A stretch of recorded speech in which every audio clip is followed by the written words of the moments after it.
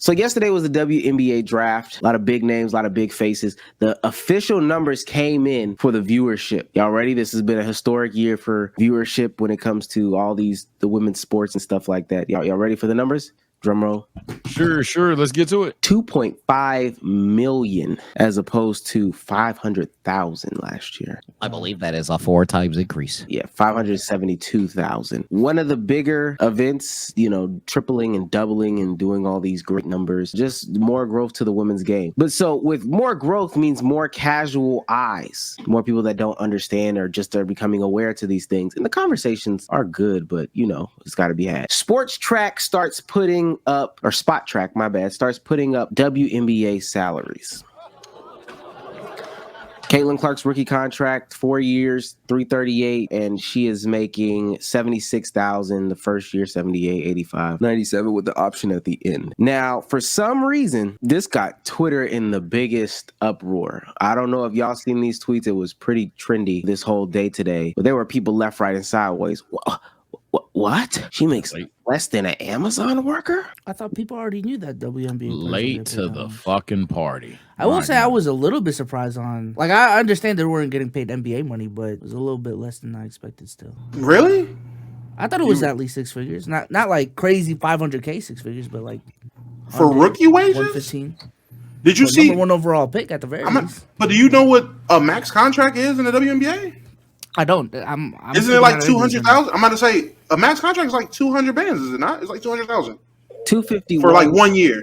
There's incentives. The contracts are very incentive based. That person says this is so disturbing compared to men's contracts. I'm glad that the community note puts revenue in conversations. I guess I'll start it off.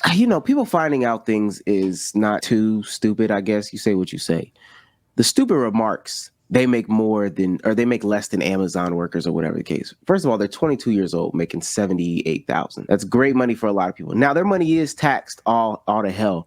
But you also got to realize they're working for about 4 months. I don't know many people who can make $78,000 in 4 months, let alone with their brand deals and all the other stuff that comes on top of that. Like, it's this one dumb dude right here who said something, and I just thought it was so crazy because we already dispelled all these rumors. I didn't realize their contracts were so low. She made more at LSU. This is wrong. 66% of federal government is a GS11 and above. GS11 starts at $81K in Chicago. The fact that a WNBA player who won't have extra endorsement money like Angel will could make more on USA Jobs is insane. It's just not true. Yeah.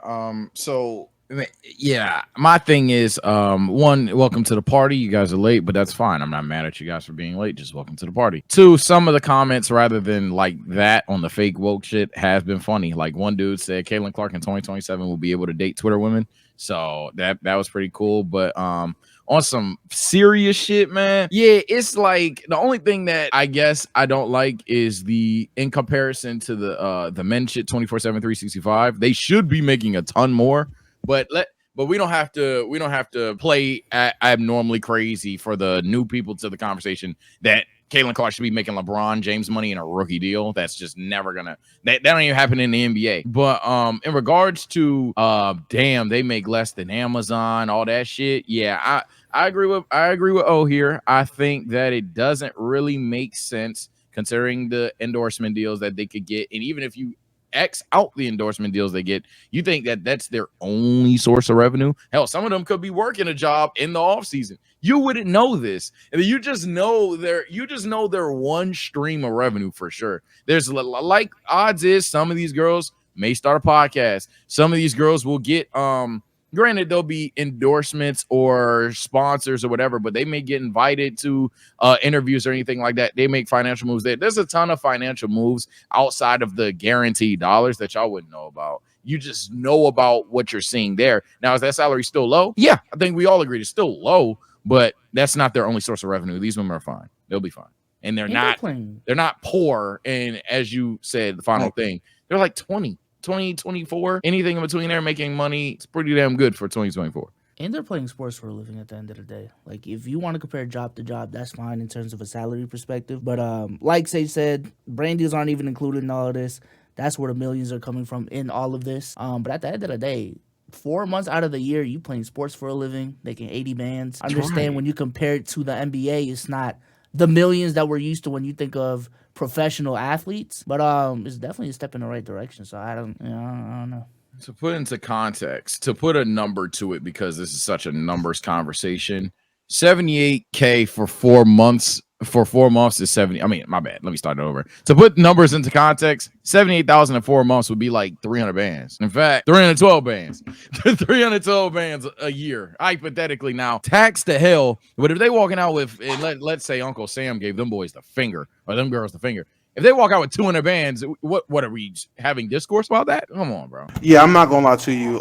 It was funny seeing how ignorant people wanted to be.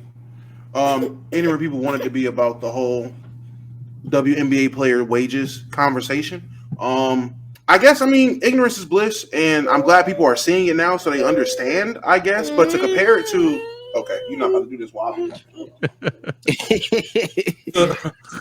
do this, to have that kind of reaction and not even taking consideration endorsement deals, anything else like that, super disingenuous and whack. What? Do you want to come back? Super disingenuous and whack. I'm sorry. Super disingenuous and whack. It didn't seem that bad to me. I don't know the tax rate in Indiana, so I don't know how much her money's going to be taxed anyway. But I'm kind of echoing the sentiments of a B Souls and a Sage retweet. It obviously is not a lot compared to NBA money, but it's not bad for 20-year-olds to 24-year-olds. Correct. I think the other thing that people don't get, because I saw a lot of commentary, and I'll just give you all the talking points. Damn, LeBron took that one to the chest. The people that are like, oh, well, you know, they have to play. It's not just 4 months. They got to play year round. Dog, when you're a contract worker, that's how it goes. You still have to work on your skills, hone your craft.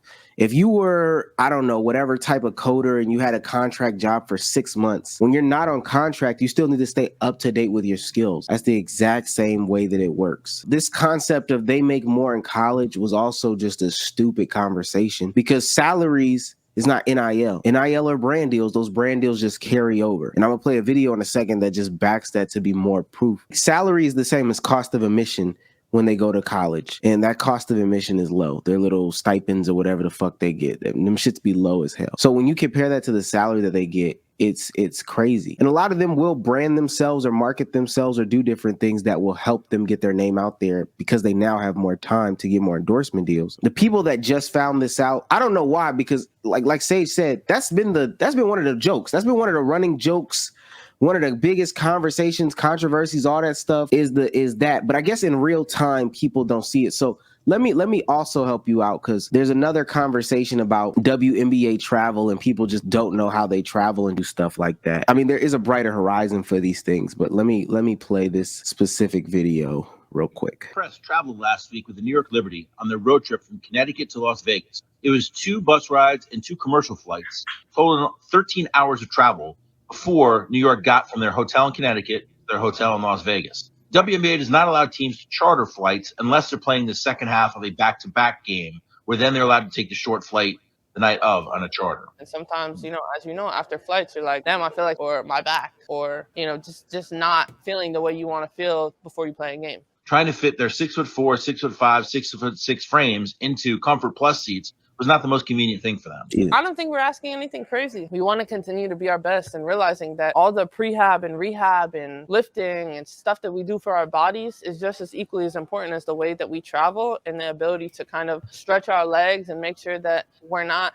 getting swollen from flying, because that is a thing, and just continuing to manage it. So it's more than just the 75K. There are healthcare, there are pensions, there are, you know, other issues that the league has, teams, size of teams, all that stuff. So since we've already established that people are just stupid for that, let's be more positive here. Everybody wants to talk about profitability. I've been saying profitability is a stupid ass conversation. The revenue's going up. Caitlin Clark's jersey sold out all sizes within the hour. We're seeing the effects that like an Angel Reese has on an organization or some of these other big players. We're seeing the historic numbers in viewership and all that stuff from like the draft and stuff like that. Revenue should go up. We're seeing the new stuff that they're doing with the TV deals. All these things should go up, right? So in the next couple of years, we should see some changes. They should get charter flights. They had a deal to get charter flights before. They should be able to land one again. This revenue conversation won't be here for too long. I'm like y'all. That was just the thing for a long time. I don't know why it's been so amazing. And I honestly, I don't like the people that are using it as let me get my shit off right now. You can make more at Applebee's. Where? Point me to the Applebee's. I'm about to I say, swear if you to make God. 78K in 4 months, honestly, 78K in a year at Applebee's, where the fuck? What kind of bullshit? I wish I had known that. I could have been damn near a 6-figure nigga at Applebee's. You might be able to get that working at corporate Amazon, but just a regular Saying, Amazon yeah, like, worker. what are we talking about? Damn, I don't think Chick-fil-A was paying like that. I thought Chick-fil-A paid more than Applebee's. Shit. No brand deals, no endorsements either. You're just that corporate Chick-fil-A. That's the other thing, that this allows them the access to do all the other things as well. And this idea that you need the profit to pay motherfuckers and give people raises, that's just, I'm sorry, that's just not how business works. They do not have to clear the negatives to start giving people raises. All that matters is revenue going up, and then that'll be enough justification to give people raises. That's how a business works. Yeah, I'm not. Obviously, these two are more financially adept than me, but I've learned things on this journey. And let me just say, there's even things in the basic understanding of it called investments, my boy. So, like, as long as there's profit, and not profit, but as long as there's revenue that's coming in, you can even potentially come out of your own business pocket, which at that point, NBA has fuck you money. They can come out of there and be like, yo, the profit isn't insane, but yo, don't pay these women. We're gonna pay. They don't have to have okay, we're making 80 million, so I can spend 40. Like, that's not how it has to be. They can spend 85 if they fucking want to. Yeah, facts. It's not really much else. It's just a bunch of retweeting. Like, everybody's hitting the nail right on the head. I just think it's very, again, disingenuous for people to act like the money just stops at the 78,000 she's making this year from playing basketball. Like, her NIL deals just stop completely; they don't transfer over. Like, she's not going to get more opportunities because she is Caitlin Clark now playing pro ball, and she can't get a State Farm. She can't get a State Farm deal. She can't get a Gatorade deal. Shit like that. Like, people are just acting super ignorant to this whole pay thing. I'll say this just to give those people a little bit of leeway. At least their heart's in the right place. At least they're trying to be positive about it. Some people are not. Some people are, again, getting their shit off. But for the most part, everyone that even has some of these jokes, at least their heart's in the right place of, yo, this is crazy. Like, you would think Caitlin Clark's making some bullshit. But, man, y'all trust they'll be fine. I think we all agree at the end of the day they should be making more, but they're fine. I promise you, these 20 to 24-year-old women perfectly fine. I was saying, not even 24, 18, 19, 18 to 19, 19 to 20, 21, 22, 22. They're like 22. Oh, yeah, shit. I'm over here boosting it, yeah. But let me also say before we close it out, all publicity is good publicity, I guess. The good and bad discourse make the conversation, or make the things go round, makes the world go round. So even though these people are making their jokes, their claims, all this stuff, people are watching. I know it might not be the ideal way people that are really into the game and invested into the game want it to go down, but it is going down. So you will see more. I do want to play this last thing so people can get that NIL bullshit out of their head. I didn't think that it was rocket science, but clearly they asked us to talk about it here because it seems to be for a lot of people. So I don't really know. I don't know what else to say. I don't get it either, because you said it perfectly. I mean, in college, you're literally like, your check is your cost of attendance. Like, that is your salary. And then you get to league and you're making way more than your cost of attendance checks. NIL deals is endorsements in the league. Like, nothing changes. Those brands still want to follow you. I just think people want to just put down the WNBA a lot. And I think that's their easiest way of doing it, is talking about the money differential between us or the NBA, or even now college because of NIL. But I feel like it's kind of hard and annoying in a sense to keep repeating that, like, the money doesn't go away. To think that Nike and Gatorade would just say, well, you mean Sparks. My bad. Y'all too old. Sorry. We only like the kids. Like, what? Angel Reese has 2 million Instagram followers. Well, sorry, you're in Chicago now. Can't follow you there. Fuck it. The idea that nobody else would want to. So, like, let's say the NIL deals do expire. The idea that, for example, you weren't signed with Gatorade initially. The fact that Gatorade just never would check you out over there after blowing up with a former company, man, crazy.